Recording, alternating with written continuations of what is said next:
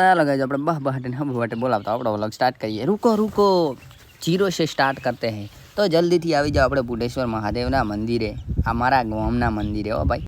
और यहाँ से आगे पहुँचे तो हमारे चाहने वाले हमें मिल गए जो कि स्पीड से भाग रहे हैं और जल्दी से हम आ गए हैं मंदिर के सानिध्य में। और इसकी सिस्टम आप देख ही सकते हैं, एक ही बंदा आकर दूसरे बंदे को बुला सकता है। और जल्दी से आ गए हम महादेव के मंदिर में, जल्दी से दर्शन किए भाई, बहबहटी और हबहबटी बोलाते।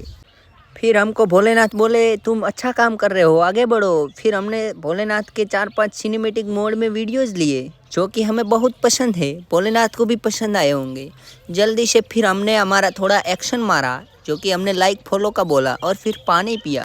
અને પાણી પીને પાસે ભાઈ આપણે આવી જા ભૈરવ દાદાના ધૂણે જલ્દીથી દર્શન કર્યા। પછી ભાઈ હનુમાન દાદાના દર્શન કર્યા। અને ભાઈ આપણે પ્રાથમિક સ્કૂલમાં હતા ને તદી ખૂબ આયા, કારણ કે હું દાતાશ્રીઓ ક્યાં ખવડાવતા। और गाइस फिर हमने ऐसी यूनिक चीज़ की और